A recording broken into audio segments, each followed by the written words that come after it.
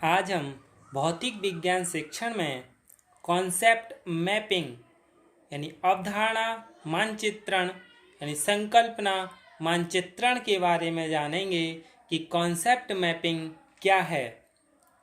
Concept mapping is a graphical image system that shows the correlation of elements. यानी संकल्पना मानचित्रण एक आलेखी चित्र प्रणाली है यानी ग्राफिकल सिस्टम है जिससे संप्रत्यों के सहसंबंध का बोध होता है। In the 1960s Joseph D Novak began studying concept mapping technology at Cornell University। सन 1960 के दशक में जोसेफ डी नोवेक ने कॉर्नेल विश्वविद्यालय में संकल्पना मानचित्रण तकनीकी का अध्ययन प्रारंभ किया। उनका कार्य डेविड आशुबेल के अधिगम सिद्धांतों पर आधारित है जिससे नवीन संप्रत्य सीखने के लिए पूर्व ज्ञान के महत्व पर बल दिया गया है। यानी जो कॉन्सेप्ट मैपिंग है वो कॉर्नेल विवी में नोवेक द्वारा किया गया था। किस आधार पर किया है इन्होंने डेविड आशुबेल के अधिगम सिद्धांत पर किया था यानी लर्निंग थ्योरी पर के सिद्धांत पर किया था। ये जो नोवेक थे उनके अनुसार एक संकल्पना मानचित्रण वह द्विआयामी सूचना प्रतिनिधि है जो दो या अथवा दो से अधिक संप्रत्यों में सहसंबंध दिखाते हैं। यानी ये जो कॉन्सेप्ट मैपिंग है ये क्या है कि जैसे कोई भी डायग्राम बनाया हमने और उसमें जो तीर द्वारा जो प्रदर्शित करते हैं वही क्या है कॉन्सेप्ट मैपिंग है। ये 2 वे और 1 वे यानी एक तरफ और दोनों तरफ कुछ भी हो सकती है। यानी ये द्विआयामी सूचना प्रतिनिधि है जो 2 या 2 से अधिक संप्रत्यों में सहसंबंध दिखाती है। एक concept map is a 2 dimensional information representative that shows correlation in 2 or more instances। यानी संकल्पना मानचित्र विभिन्न विचारों में दृश्य चित्र स्थापित करके उनके संयोजन को समझने में सहायता की तकनीकी है। संकल्पना मानचित्र आपको विचारों में संयोजन देखने के लिए, विचारों को ज्ञान से जोड़ने के लिए, विचारों को तार्किक ढंग से संगठित करने के लिए एक विधि है। ये क्या एक कॉन्सेप्ट मैपिंग मेथड है। संकल्पना मानचित्र एक गुच्छे यानी क्लस्टर की तरह दिखाई देते हैं और विचारों के कोरिलेशन को दिखाते हैं। ये जो संकल्पना मानचित्र है ये प्रत्येक आयु के छात्र को दिखाया जा सकता है और इसके द्वारा छात्रों की योग्यताओं जैसे विचारों का नियमन एवं प्रस्तुतिकरण में वृद्धि होती है। संकल्पना मानचित्र विज्ञान भाषण शिक्षण में प्रयोग में लिए गए हैं। यानी इसका विज्ञान शिक्षण में भाषण में प्रयोग में किया गया है। संकल्पना मानचित्र बनाना एक प्रविधि है।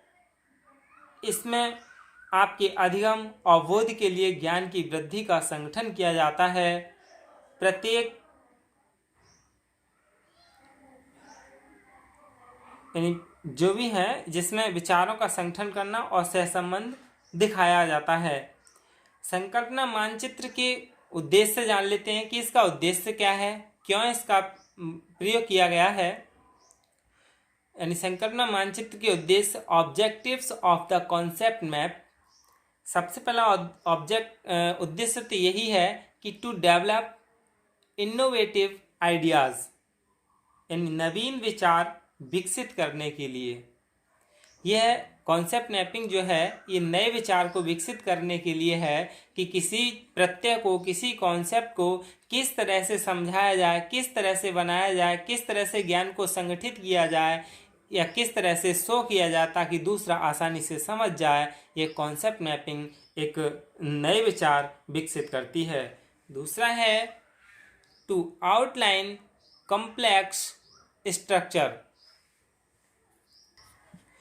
यानी जटिल संरचनाओं की रूपरेखा बनाने के लिए, ये जैसे प्रकाश संश्लेषण की क्रिया यदि समझानी है किसी को, या आहार जाल को समझाना है, तो उसको समझाने के लिए इस तरह का डायग्राम बनाया जाता है ताकि जो जटिल संरचना है वो आसान होके दिखने लगे और आसान लगने लगे। तो ये क्या है, जटिल संरचनाओं की रूपरेखा बनाने के काम आती है।